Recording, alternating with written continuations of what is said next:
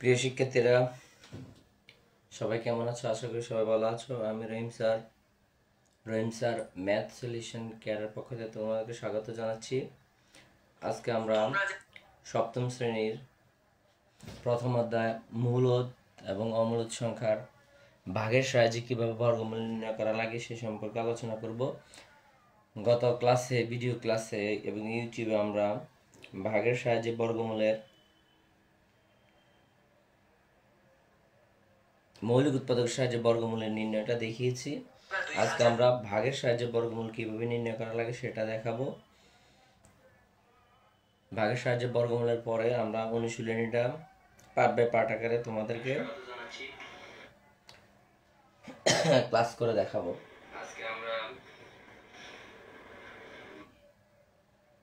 আশা করি তোমরা আমার সাথে যুক্ত থাকবে। তো চলো আমরা ভাগের সাহায্যে বর্গমূল নির্ণয়ের প্রক্রিয়াটা দেখিয়ে দিই।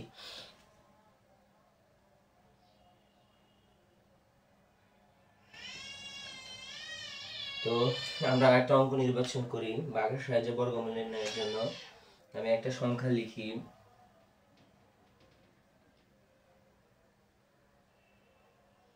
ভাগের সাহায্যে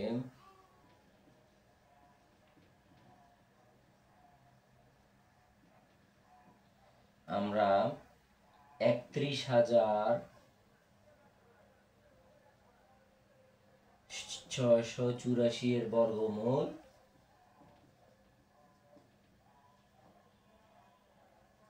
নির্ণয় করব।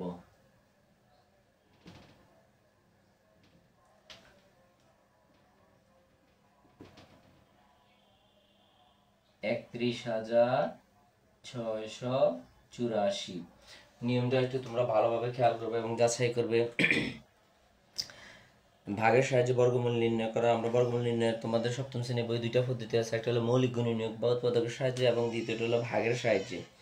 তো নিয়মগুলা মৌলিক গুণনীয়ক আমরা দেখিয়েছি, ভাগের সাহায্যে আমরা দেখাবো। নিয়মটা মনে রাখলে আমরা অন্যান্য যে গাণিতিক সমস্যাগুলো আছে সৃজনশীল, তুমি যদি ভাগের সাহায্যে বর্গমূল নির্ণয় করা শিখতে পারো তাহলে মৌলিক গুণনীয়ক এবং ভাগ এই দুইটা দিয়ে সৃজনশীল আসে পরীক্ষায়।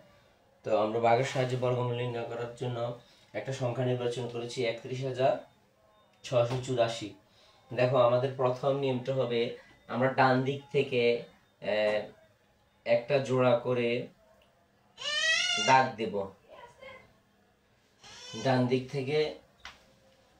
দিক থেকে অঙ্কের মধ্যে আমরা কি করব, জোড়ায় জোড়ায় দাগ দেব। তাহলে আমার এদিকে একটা জোড়া, এদিকে একটা হলো জোড়া বিহীন। তারপরে ডান দিকে এভাবে একটা টান দেব। এখন আসো, আমি গত ক্লাসে বলেছি এবং এখনো বলছি, আমরা সবগুলো সংখ্যার বর্গমূল ভাগের সাহায্যে বা মৌলিক গুণনীয়কের সাহায্যে নির্ণয় করতে পারবো যেগুলো বর্গ সংখ্যা। তবে আমাদের কিছু কিছু সংখ্যার বর্গমূল আমাদেরকে মুখস্থ রাখতে বা মনে রাখতে হবে। যখন আমরা ভাগের সাহায্যে বর্গমূল নির্ণয় করতে যাব তখন কিছু কিছু ছোট সংখ্যা আছে তোমার যেগুলোর বর্গমূল আমাদের জানা থাকতে হবে, তাইলে আমাদের অঙ্কটা করতে একটু সুবিধা হয়। তাইলে দেখো আমরা ডান দিক থেকে প্রথমে জোড়া বানিয়েছি, এখানে দুইটা জোড়া পেয়েছি আর জোড়াবিহীন হয়েছে 3। এখন আমরা এই 3-এর আগের বর্গ সংখ্যা কত এটা আমার জানা থাকতে হবে। 3-এর আগের বর্গ সংখ্যা আমরা জানি, বর্গ সংখ্যার ডেফিনেশন আমরা বলেছিলাম, কোন সংখ্যাকে যখন আমরা সেই সংখ্যা দ্বারা গুণ করব তখন তাকে বর্গ সংখ্যা বলে। যদি আমরা 1-কে 1 দিয়ে গুণ করি তাহলে 1-এ পাবো 1 হলো বর্গ সংখ্যা, আর এর যে সংখ্যাটা দিয়ে গুণ করেছি সেই সংখ্যাটা হবে গুণফলের বর্গমূল। তাহলে 1 হলো বর্গমূল। 1-এর বর্গ সংখ্যা 1 এবং বর্গমূল 1। যদি আমরা 2-কে 2 দ্বারা গুণ করি তাহলে 4 হবে বর্গ সংখ্যা এবং 2 হবে বর্গমূল।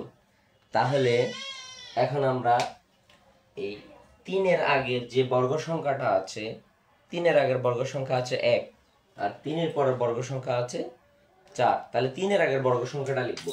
3-এর আগের বর্গ সংখ্যা হলো 1, এদিকে একটা টান দিব এবং এই 1-এর বর্গমূলটা ভাগফলে লিখব। এখন বিয়োগ করব, 3 থেকে যদি 1 বিয়োগ করি তাহলে বিয়োগফল আসবে 2। তারপরে আমাদের নিয়ম অনুযায়ী পরবর্তী যে জোড়াটা আছে, যেটা আমি জোড়া করেছিলাম, পরবর্তী জোড়াটা নামাবো। পরবর্তী জোড়াটা আমি নামালাম, এইদিকে একটা দাগ দিব। এবারে একের দ্বিগুণ করব। একের দ্বিগুণ হলো 2, একটা অঙ্ক বা দুইটা অঙ্ক ফাঁকা রেখে আমি এই দিক দিয়ে লিখব একের দ্বিগুণ হলো 2, 2 বসাবো। এখন এমন একটা অঙ্ক আমাকে ভাজকের এই সংখ্যাটার ডান পাশে বসাতে হবে, যে সংখ্যাটা বসিয়ে ওই সংখ্যা দ্বারা এই সংখ্যাটাকে গুণ করলে গুণফল 216 এর সমান হবে, অথবা 216 থেকে ছোট হতে হবে, বেশি হওয়া যাবে না। দেখো আমি এখানে যদি আমরা রাফে বসিয়ে চেক করব, তবে একটা আমরা আইডিয়া করে নেব। যদি আমি 5ও বসাই, 5কে যদি 25কে যদি আমি আবার 5 দিয়ে গুণ করি, 5 25 125, তাইলে আমাদের বেশি কম হয়ে যায়। আমরা আরো একটু বড় সংখ্যা দিয়ে চেষ্টা করব, 6 দিয়ে করতে পারি, 7 দিয়ে করতে পারি। আমি যদি একটু, এখন তোমরা এটা অঙ্ক করতে করতে তোমাদেরকে এক্সপার্ট হতে হবে, আসলে কত দিয়ে গুণ করতে হবে। এই জন্য তোমার একটু প্রাথমিক ধারণা লাগবে যে আমি কত দিয়ে, আমি যদি 6 বসাই, তাহলে 26কে 6 দিয়ে গুণ দিলে 216 থেকে অনেক কম হবে। আমরা যদি 7 বসাই, একটু গুণ দিয়ে দেখি, আমরা 7 বসাই, 27, 7 7 দিয়ে গুণ দিলে 7 7 49, 49 হলো 9, হাতের হলো 4, 7 দুগুণে 14, 15 16 17 18, 189 হয়। 189 হয়। যদি আমরা 8 দিয়ে গুণ করি, তাহলে 8 দুগুণে 16, 216 থেকে বেশি হয়ে যাবে। তাহলে বেশি হওয়া যাবে না, আমাদের কম হলে সমস্যা নেই, কিন্তু বেশি হওয়া যাবে না। তাহলে আমি যদি 7 দিয়ে, এখানে যদি 7 বসাই ভাজকের মধ্যে, তাহলে এই দিকে ভাগফল 7 বসাতে হবে, এবং 27কে 7 দিয়ে গুণ করলে গুণফলটা আসে 189। 189। এখন আমি আবার আগের নিয়ম আমরা বিয়োগ করব। বিয়োগ করলে বিয়োগফলটা আমাদের কত আসে আমরা একটু দেখি। 6 আর 16, তাহলে 9, 10 11 12 13 14 15 16, আমাদের 7, হাতে রইল 1, 1 হলে 9, 10 11, তাহলে হলো 2, হাতে রইল 1, 27। এরপরে নিয়ম অনুযায়ী আমরা পরবর্তী যে জোড়াটা আছে এই জোড়াটা নামাবো, অর্থাৎ 84 আমরা নামালাম।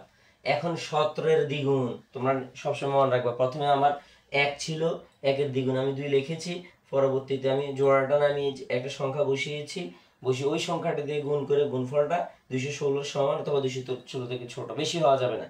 এখন আসো 17 এর দ্বিগুণ কত? 17 এর দ্বিগুণ হলো 34। তাহলে একটা অঙ্ক আমি ফাঁকা রাখবো সবসময়, 34 বসাইলাম। এখন আমাকে এমন একটা সংখ্যা নির্ধারণ করতে হবে, অঙ্ক নির্ধারণ করতে হবে। এখানে অঙ্ক, ওই অঙ্কটা দিয়ে এই সংখ্যাটাকে যখন আমি গুণ করবো, গুণফল 2784 সমান হবে অথবা 2784 থেকে ছোট হবে। যদি এই সংখ্যাটা বর্গ সংখ্যা হয় তাহলে সরাসরি মিলে যাবে, আর যদি বর্গ সংখ্যা না হয় তাহলে অবশিষ্ট থাকবে। তাহলে আমরা দেখি, যদি আমরা 5 6 7 এরকম বসা আমাদের চেক করতে হবে। এই জন্য আমাদের ক্যালকুলেটরের ব্যবহার আমরা অবশ্যই করবো। আমরা ক্যালকুলেটর ব্যবহার করতে পারি, অথবা ক্যালকুলেটর না ব্যবহার করে আমরা কিন্তু ক্যালকুলেটর ব্যবহার করলে আমাদের জন্য সহজ হয়ে যায়। যদি ক্যালকুলেটর না ব্যবহার করে আমরা যদি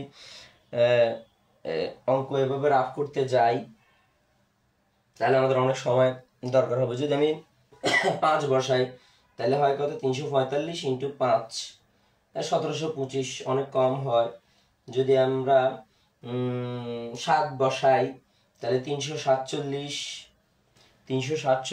ইন্টু 7, তাহলে আমাদের 2429 আসে, তাও হয় না। যদি আমরা 8 দিয়ে করি, 8 দিয়ে করলে 2776 আসে, 8 দিয়ে হয় না। যদি আমরা 9 দিয়ে করি, না সরি 8 দিয়ে যদি আমরা করি, 8 ইন্টু হলো 348, 8 দিয়ে করলে কিন্তু আসে 84। 348কে 8 দিয়ে গুণ করলে 2784 আসে, অর্থাৎ 2784। তাহলে যদি আমরা 8 দিয়ে গুণ করি, এদিকেও 8 বসাতে হবে, আর 8 দিয়ে গুণ করলে 2784, বিয়োগ করলে আমাদের বিয়োগফল আসবে কত? 0। বিয়োগফল আসবে 0। সুতরাং এখন আমরা বর্গমূলটা কিন্তু পেয়ে গেলাম। সুতরাং আমাদের যে সংখ্যাটা ছিল, অর্থাৎ 31684 এর বর্গমূল আমরা লিখবো রুট ওভার বর্গমূল চিহ্ন। আমরা গত ক্লাসে আলোচনা করেছি বর্গমূল চিহ্ন। তাহলে রুট ওভার 31684, তাহলে এটার বর্গমূল আমরা কত পেলাম? 178। তাহলে 684 এর বর্গমূল হলো 178। আমরা আবার 178কে 178 যদি গুণ দিই তাহলে গুণফলটা পাবো আমরা 31,684। তাহলে এটা হলো ভাগের সাহায্যে বর্গমূল নির্ণয় করার প্রক্রিয়া। আমরা আরেকটা অঙ্ক তোমাদেরকে দেখিয়ে দিব।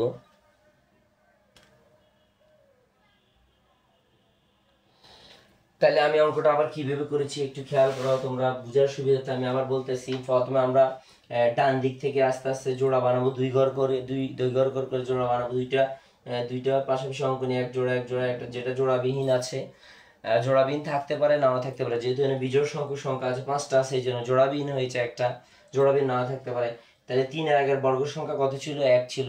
এর বর্গমূল আমরা বসিয়েছি 1, বিয়োগ করেছি 2, তারপর নিয়ম অনুযায়ী পরবর্তী জোড়া নামাবো, তারপরে 1 এর দ্বিগুণ 2 এখানে বসিয়েছি।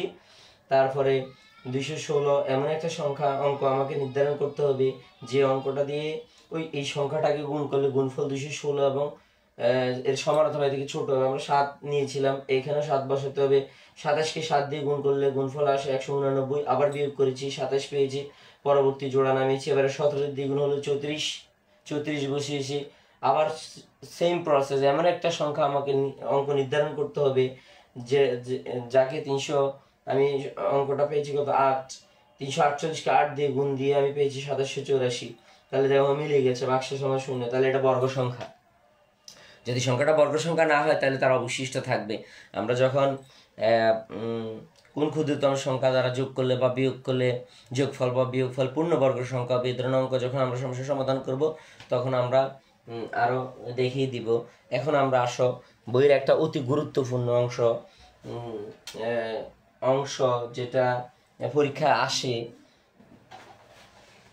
সেটা নিয়ে আমরা আলোচনা করব যে কোন ক্ষুদ্রতম সংখ্যা, কোনো একটা সংখ্যার সাথে কোন ক্ষুদ্রতম সংখ্যা বিয়োগ করলে বিয়োগফল একটা পূর্ণবর্গ সংখ্যা হয় বা যোগ করলে যোগফল পূর্ণবর্গ সংখ্যা হয়, এগুলো তো পরীক্ষাতে বেশি আসে। এখন আসো আমরা তোমাদের অনুশীলনীটা যদি আমরা করাই তাহলে অনুশীলনী আমরা ভাগের সাহায্যে দেখাইছি, এগুলা আলোচনা উদাহরণে ছিল, তোমাদের প্রাথমিক আলোচনা হতে ছিল। এখন আমরা তোমাদের অনুশীলনীটাতে যাব। 1.1 মূলদ এবং অমূলদের 1.1 আমরা অনুশীলনী অঙ্কতে যাব। একটু মনোযোগ দিয়ে তোমরা দেখো। অনুশীলনের 1 নম্বর আমরা আজকে যতটুকু পারি ততটুকু, প্রত্যেকটা নিয়মের আমি এক একটা অঙ্ক তোমাদেরকে দেখিয়ে দিচ্ছি। অনুশীলনীর তোমাদের সপ্তম শ্রেণীর যে মূলদ অমূলদ সংখ্যা আছে 1.1 অনুশীলনীর প্রথম অঙ্কটা আছে মৌলিক গুণনীয়কের সাহায্যে বর্গমূল নির্ণয় করো। মৌলিক গুণনীয়কের সাহায্যে বর্গমূল নির্ণয় করো। তাহলে ক নম্বর অঙ্কটা আমি দেখাচ্ছি। মৌলিক গুণনীয়ক সম্পর্কে তোমাদের পেজ হলো 8 পৃষ্ঠা, ক 169 এর বর্গমূল মৌলিক গুণনীয়কের সাহায্যে আমরা নির্ণয় করব। মৌলিক গুণনীয়ক, তাহলে সলিউশনটা আমরা দেখো। 169 এর বর্গমূল মৌলিক গুণনীয়কের সাহায্যে নির্ণয় করো।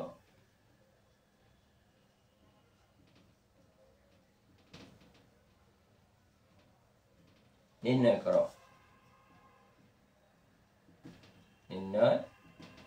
তাহলে 169 আমরা লিখবো, আমরা এটাকে মৌলিক উৎপাদকে বিশ্লেষণ করব। এটা বিবেচ্যতা সূত্র তো আমরা সবাই জানি। যদি কোনো একটা একক স্থানীয় অঙ্ক 0 অথবা 2 অথবা 4 অথবা 6 অথবা 8 হয় তাহলে সংখ্যাটা জোড় সংখ্যা, এবং জোড় সংখ্যা হলে 2 দ্বারা ভাগ যাবে। যেহেতু এটার একক স্থানীয় অঙ্ক 0, 4, 2, 6 বা 8 না, তাই এটা আমাদের জোড় সংখ্যা না, এটা 2 দ্বারা ভাগ যাবে না। আর 3 দ্বারা বিবেচ্যতা সূত্র আমরা জানি, যদি কোনো সংখ্যার অঙ্কগুলোর যোগফল 3 দ্বারা বিভাজ্য হয় তাহলে সংখ্যাটা 3 দ্বারা বিভাজ্য হবে বা ভাগ যাবে।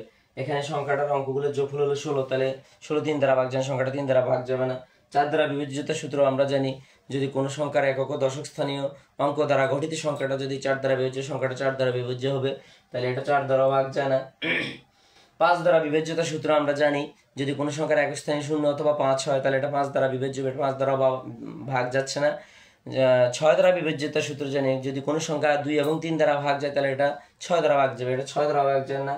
7 দ্বারাও যাচ্ছে না, 8 দ্বারাও যাচ্ছে না, 9 দ্বারাও যাচ্ছে না। 9 দ্বারা বিভাজ্যতার সূত্র আমাদের কাছে জানা আছে, যদি অঙ্কগুলোর যোগফল, কোনো একটা সংখ্যার অঙ্কগুলোর যোগফল যদি 9 দ্বারা বিভাজ্য হয় তার সংখ্যাটা 9 দ্বারা বিভাজ্য হবে, এটা 9 দ্বারা ভাগ যায় না। তাহলে দেখো 10 দিয়ে যাবে না, 11 দিয়ে যাবে না, 12 দিয়ে যাবে না, আমার মেবি 13 দিয়ে যাচ্ছে। 13 হলো 169, 13 13 169। তাহলে সুতরাং 169 সমান সমান হলো 13 ইন্টু 13। তাহলে এখানে একটাই জোড়া আছে প্রতি জোড়া, তাহলে প্রতি জোড়া থেকে আমরা এখানে একটাই জোড়া আছে, প্রতি জোড়া থেকে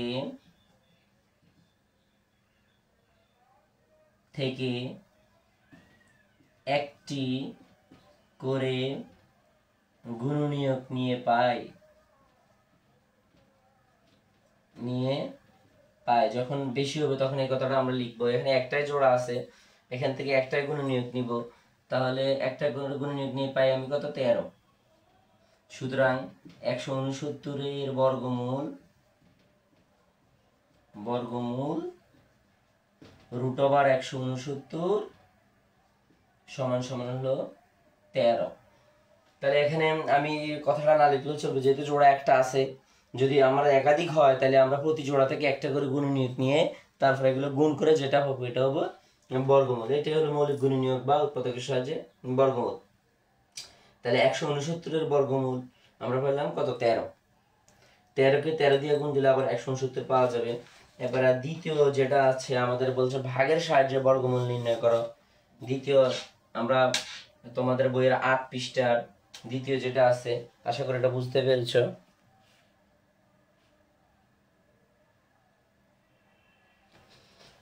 ভাগের সাহায্যে বর্গমূল নির্ণয় করব।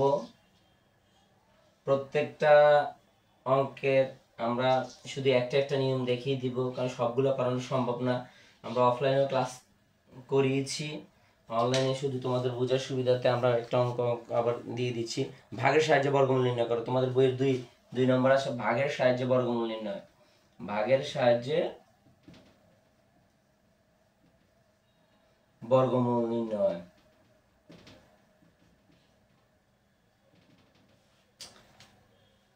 প্রথম যে অঙ্কটা আছে তোমাদের বইয়ের প্রথম অঙ্কটা আছে 225, অথবা আমি প্রথমটা না করে আমি একটু বড় দিকে যাই। আমরা ঘ নম্বর অঙ্কটা করি 3969। এই অঙ্কটা আমরা ভাগের সাহায্যে বর্গমূল নির্ণয় করব। একটু খেয়াল করো, ভাগের সাহায্যে বর্গমূল নির্ণয় করার ক্ষেত্রে আমরা কিছুক্ষণ আগেও দেখিয়েছি ভাগের সাহায্যে বর্গমূল। এখন আসো আমরা ডান দিক থেকে জোড়া বানাবো।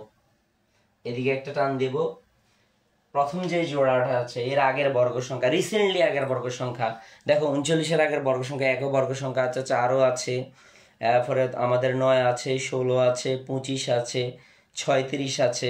36-এর পর আমরা 49 আমাদের বেশি হয়ে যায়। ঠিক 39-এর আগের যে বর্গ সংখ্যাটা আছে আমরা এটাকে বিবেচনা করব। ঠিক 39-এর আগে বর্গ সংখ্যা হলো 36। তাহলে আমরা এদিকে 36 লিখবো, 36-এর বর্গমূল 6 এদিকে লিখবো। এরপরে আমরা বিয়োগ করব, 9 থেকে 6 গেলে আমাদের 3 হবে। পরবর্তী নিয়ম অনুযায়ী পরবর্তী জোড়া নামাবো 669। এরপরে এদিকে একটা টান দিব। এবারে 6-এর দ্বিগুণ কত? 6-এর দ্বিগুণ হলো 12। তাহলে এইদিকে আমরা এমন একটা সংখ্যা বসাবো, ওই সংখ্যা বসিয়ে যদি আমরা এটা দিয়ে গুণ করি, গুণ করলে গুণফলটা 369 সমান এবং 369 থেকে ছোট হবে। যদি বর্গ সংখ্যা হয় তাহলে সরাসরি মিলে যাবে, আর যদি বর্গ সংখ্যা না হয় তাহলে অবশিষ্ট থাকবে। আমি এটা সহজে বুঝতে পারতেছি। এইদিকে 3 বসবে, যদি 3 বসে তাহলে এইদিকেও 3 বসাবো। 123-কে যদি আমরা 3 দিয়ে গুণ করি তাহলে 369 পাওয়া যাবে, 369। তাহলে সুতরাং 3969 এর বর্গমূল √3969 তাহলে 63। আমরা যদি আবার যাচাই করতে যাই 63-কে যদি আমরা আবার 63 দিয়ে গুণ দিই তাহলে কিন্তু আমরা আবার বর্গ সংখ্যাটা পাবো। কারণ আমাদের বর্গ সংখ্যা এবং বর্গমূল ডেফিনিশন কি ছিল? কোনো সংখ্যাকে যখন আমরা সেই সংখ্যা দ্বারা গুণ করব তাহলে যে গুণফলটা পাবো সেটা হলো বর্গ সংখ্যা, আর সংখ্যাটা হবে বর্গমূল। এখন বর্গমূল পেয়েছি আমি 63-কে যদি আমি 63 দিয়ে গুণ দিই তাহলে আমি পাবো 3969 বা 3969। তাহলে আমাদের ভাগের সাহায্যে বর্গমূল হয়ে গেল। এবার আসো তোমাদের বইয়ের তৃতীয় যে গাণিতিক সমস্যাটা আছে, নিচের সংখ্যাগুলোকে কোন ক্ষুদ্রতম সংখ্যা দ্বারা গুণ করলে গুণফল পূর্ণবর্গ সংখ্যা হবে। এটা গুণ করলে বা ভাগ করলে যখন এই নিয়মটা আসবে যে নিচের কোন সংখ্যা দ্বারা গুণ করলে বা ভাগ করলে গুণফল বা ভাগফল পূর্ণবর্গ সংখ্যা হবে, তখন আমাদের মৌলিক গুণনীয়কের সাহায্যে আমরা কি করব, বর্গমূল নির্ণয় করব। এই নিয়মটা সবসময় মনে রাখবা। যদি পরীক্ষা এরকম আসে, নিচের কোন ক্ষুদ্রতম সংখ্যা দ্বারা গুণ করলে বা ভাগ করলে গুণফল বা ভাগফল পূর্ণবর্গ সংখ্যা হবে, এরকম যদি আসে প্রশ্নে, তাহলে অবশ্যই আমরা মৌলিক গুণনীয়কের সাহায্যে বর্গমূল নির্ণয় করবো, এবং যেটা জোড়াবিহীন হবে ওইটা দ্বারা গুণ বা ভাগ করলে গুণফল বা ভাগফল পূর্ণবর্গ সংখ্যা হবে।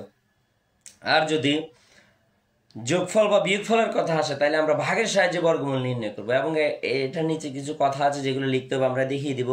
আজকে আমরা 3 এবং 4 পর্যন্ত করবো, পরবর্তী ক্লাসে আমরা বাকি যে দুইটা আছে বিয়োগফল এবং যোগফল এটা দেখিয়ে দেবো। তাহলে 3, চলো আমরা 3 করি। সপ্তম শ্রেণীর তোমাদের বইয়ের 3 নম্বর যে গাণিতিক সমস্যাটা আছে একটু খেয়াল করো। 3 নম্বর গাণিতিক সমস্যা আমি লিখলাম না পুরোটা। 3-এর আমি খ নম্বরটা একটু নিই। খ নম্বর হলো 384। বলছে কোন 384-কে কোন ক্ষুদ্রতম সংখ্যা দ্বারা গুণ করলে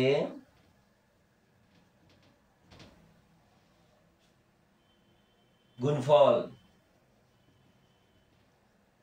পূর্ণবর্গ সংখ্যা হবে। কোন ক্ষুদ্রতম সংখ্যা দ্বারা গুণ করলে, আমি আগে বলেছি যখন গুণফল এবং ভাগফল আসবে তখন আমরা কিন্তু মৌলিক গুণনীয়কের সাহায্যে আমরা এটাকে মৌলিক গুণনীয়কে বিশ্লেষণ করে নিব। মৌলিক গুণনীয়কে বিশ্লেষণ করার পর আমরা যেভাবে জোড়া বানাই বর্গমূলের ক্ষেত্রে এভাবে জোড়া বানাবো। যদি জোড়াবিহীন থাকে ওইটা দ্বারা গুণ বা ভাগ করলে গুণফল বা ভাগফল পূর্ণবর্গ সংখ্যা হবে। এখন আসো আমরা 384-কে মৌলিক উৎপাদকে বা গুণনীয়কে বিশ্লেষণ করি। যদি 2 দিয়ে দিই, 2 একে 2, তাহলে 1 থাকলে 18, 9 দুগুণে 18, 2 দুগুণে 4। যদি 2 দিয়ে দিই তাহলে 9 দুগুণে 18, 1, 6 দুগুণে 12, 2 দিয়ে দিলে আমার 4 দুগুণে 8, 8 দুগুণে 16, 2 দিয়ে দিলে 24 দুগুণে 48, 2 দিয়ে দিলে 12 দুগুণে 24, আমাদের 2 দিয়ে দিলে 6 দুগুণে 12, 2 দিয়ে দিলে 3 দুগুণে 6। এখন এই অংশটা আমি উপর দিয়ে লিখছি। তাহলে 384-কে আমি কি লিখতে পারি, 2 হলো 1টা, 2টা, 3টা, 4টা, 5টা, 6টা, 7টা। 1, 2, 3, 4, 5, 6, 7 আর 3 হলো 1টা। এখন আমরা এটাকে জোড়া বানাবো। 1 জোড়া, 2 জোড়া, 3 জোড়া, মানে 6টা। 1, 2, 3, 4, 5, 6, 1, 2, 3, 4, 5, 6। আর 2 এবং 3 হলো জোড়াবিহীন। এখন আসো আমি কি বলেছি, 384-কে কোন সংখ্যা দ্বারা গুণ করলে গুণফল পূর্ণবর্গ সংখ্যা হবে। কোন সংখ্যা, অথবা আমরা লিখতে পারি কোন ক্ষুদ্রতম সংখ্যা, কোন ক্ষুদ্রতম সংখ্যা লিখতে পারি আমরা। কোন ক্ষুদ্রতম সংখ্যা, বইয়ের মধ্যে ক্ষুদ্রতম সংখ্যাই ছিল। কোন ক্ষুদ্রতম সংখ্যা দ্বারা গুণ করলে গুণফল পূর্ণবর্গ সংখ্যা হবে। এখন দেখো আমরা যখন বর্গমূল মৌলিক গুণনীয়কের সাহায্যে নির্ণয় করেছিলাম তখন প্রত্যেকটা জোড়া জোড়া হয়েছিল, কিন্তু এখন দেখো এই 2 এবং 3 জোড়াবিহীন। তাহলে এখানে 2 ও 3 জোড়াবিহীন, জোড়াবিহীন। সুতরাং সংখ্যাটিকে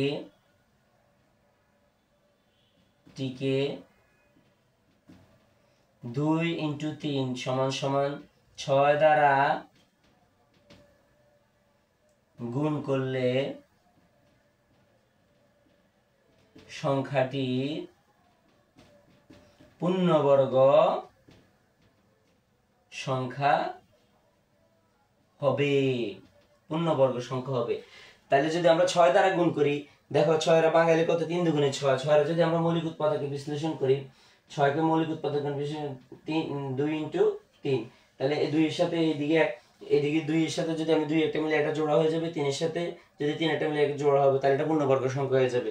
তাহলে কোন ক্ষুদ্রতম সংখ্যা দ্বারা গুণ করতে হবে আমাদের, এই 6 যদি আমরা 2 × 3 যেগুলো জোড়াবিহীন আছে সবসময় খেয়াল রাখবা, গুণফল বা ভাগফল যদি আসে তাহলে মৌলিক উৎপাদক বিশ্লেষণ করব, প্রত্যেকটাকে আমি জোড়া করব। যেগুলো জোড়াবিহীন আছে এগুলো দ্বারা যদি আমি গুণ করি তাহলে গুণফল পূর্ণবর্গ সংখ্যা হয়ে যাবে, অথবা ভাগফল পূর্ণবর্গের সংখ্যা হয়ে যাবে। তাহলে আমাদের ক্ষুদ্রতম সংখ্যাটা হবে কত? সুতরাং ক্ষুদ্রতম সংখ্যাটি হবে, ক্ষুদ্রতম সংখ্যাটি হবে 6। তাহলে উত্তর হবে আমাদের 6, উত্তর হবে 6। তাহলে আমরা 6 দ্বারা যে দুইটা জোড়াবিহীন ছিল এই দুটার গুণফল, জোড়াবিহীন ছিল 2 এবং 3, 2 এবং 3-এর যে গুণফল 6 দ্বারা গুণ বা ভাগ করলে, আমরা এখানে গুণের কথা বলেছে, ভাগ করলে একই পদ্ধতিতে আমরা করব, যেটা জোড়াবিহীন হবে এটার গুণফল দ্বারা গুণ করব বা ভাগ করব, তাহলে গুণফল বা ভাগফল পূর্ণবর্গ সংখ্যা হয়ে যাবে। আমি আর একটা ছোট এক্সাম্পল দিয়ে তোমাদেরকে সহজে বুঝিয়ে দিচ্ছি, একটু মনোযোগ সহকারে তোমরা দেখো। আমি এটা মুছে আর একটা ছোট এক্সাম্পল দিয়ে তোমাদেরকে বুঝিয়ে দিচ্ছি কোন ক্ষুদ্রতম সংখ্যা দ্বারা গুণ করলে বা ভাগ করলে গুণফল বা ভাগফল পূর্ণবর্গের সংখ্যা হবে। একটু খেয়াল করো, আমি যদি 8কে উৎপাদক বিশ্লেষণ করি, 2 × 2 × 2, এখন দেখো এটাকে আমি জোড়া বানাই, 2 × 2, এখানে জোড়াবিহীন কত? 2। আমি যদি এই সংখ্যাটাকে 2, যেটা জোড়াবিহীন আছে, 2 জোড়াবিহীন আছে, এটাকে যদি আমি 2 দ্বারা গুণ করি তাহলে কিন্তু এটা একটা বর্গ সংখ্যা হয়ে যায়। দেখো এটা, এই দুটোটার গুণফল কত? 16, 16 কিন্তু একটা বর্গ সংখ্যা। অথবা আমি যদি এটাকে 2 দ্বারা ভাগ করে দিই, এটা 2 দ্বারা ভাগ করে দিই, 2 ছিল, 2 দ্বারা যদি ভাগ করে দিই তাহলে এটা বাদ যাবে, বাদ যায় আমাদের 4, 4ও কিন্তু আমাদের বর্গ সংখ্যা।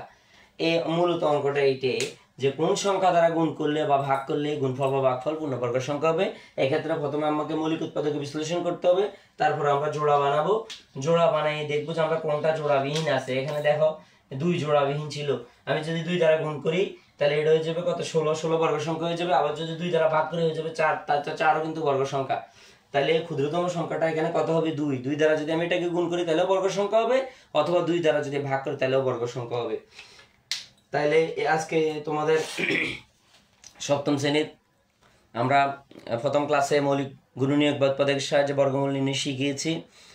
এরপরে আমরা তোমাদেরকে ভাগের সাহায্যে বর্গমূল নির্ণয় শিখিয়েছি। এখন অনুশীলনের 1, 2, 3 কোন ক্ষুদ্রতম সংখ্যা দ্বারা গুণ করলে বা ভাগ করলে গুণফল বা ভাগফল পূর্ণবর্গ সংখ্যা, এটা শিখালাম।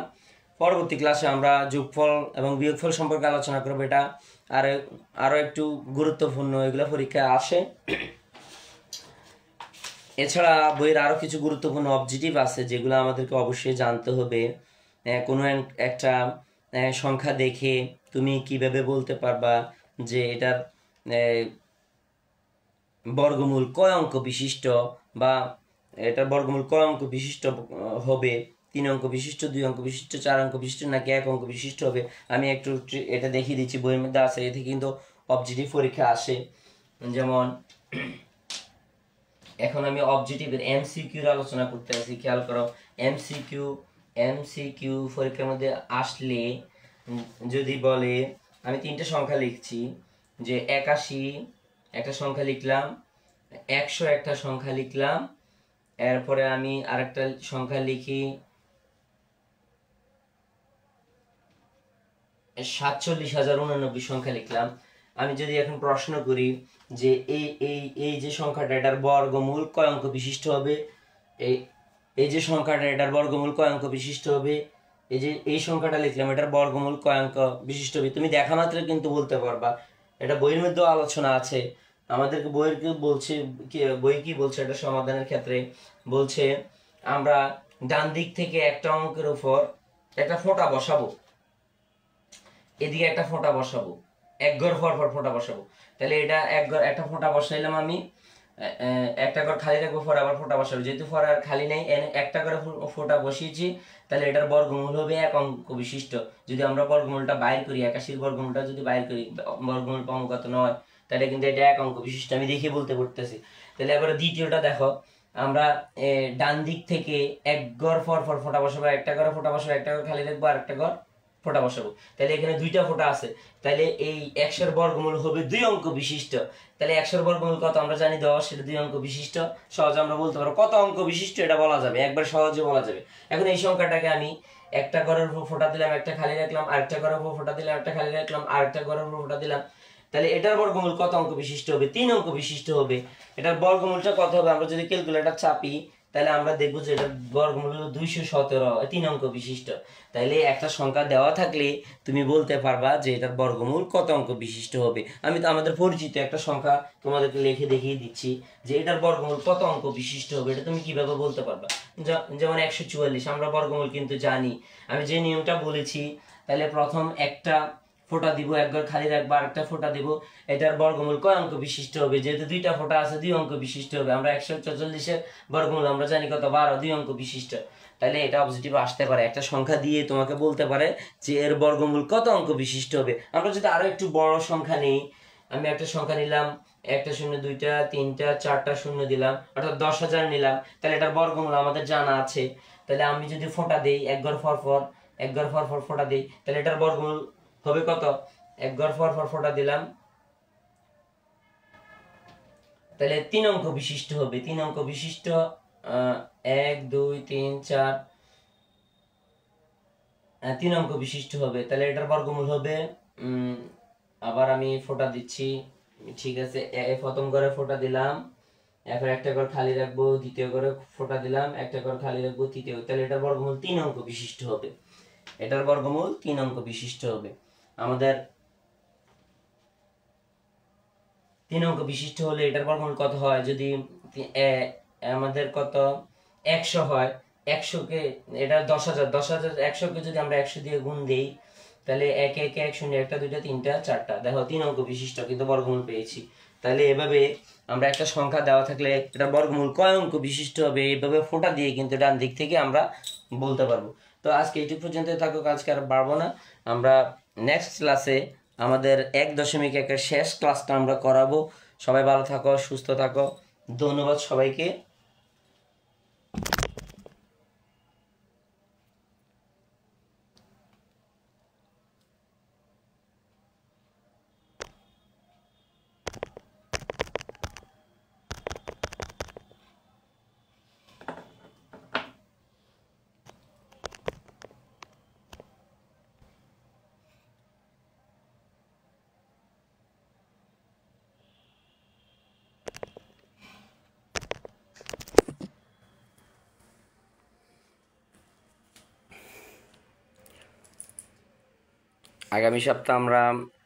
আগামী সপ্তাহ বলতে যেদিন ফ্রি থাকে, ওই ফ্রি ক্লাসে আমরা ষষ্ঠ শ্রেণীর আমরা পূর্ণসংখ্যা আলোচনা করতেছি, এবং নবম দশম শ্রেণীর আমরা সেট সম্পর্কে আলোচনা করতেছি।